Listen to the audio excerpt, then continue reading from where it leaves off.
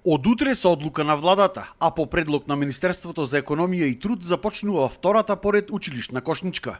Заменик министерот за економија Маријан Ристевски истакна дека целта е заштита на стандардот на граѓаните.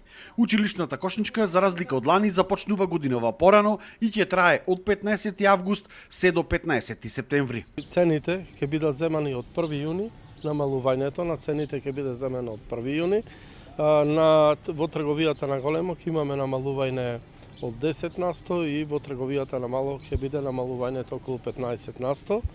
Ако споредиме со ланската година, кога имавме заштеда по ученик од 750 до 2000 денари, очекуваме да отприлика и сега заштедата по ученик биде од 800 до 2000 денари. Значи едно семејство кое има еден ученик би заштедило 2000 денари најмногу, а додека пак доколку има два ученици би заштедило некаде 3000 до 4000 денари. За неспроведување на одлуката ќе има ригорозни казни, кои што ќе се движат од 800 до 10.000 евра во зависност од големината на објектот. Ланската година беше прва и имаше мало закаснување, започна од 3 јуни, сега е на време, започна од 15 август до 15 септември.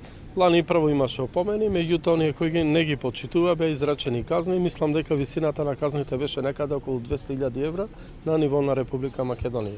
И овај пат нема да бидат поштедени, бидејќи нас главен таргет и цел ни се граѓаните, односно учениците во текот на овај период кога ќе започне учебната година. Инаку за брзо време ќе се излезело и со мерки кои што ќе треба да ги намалат цените и на другите производи во маркетите, со што би се зауздала и инфлацијата која што постојано расте.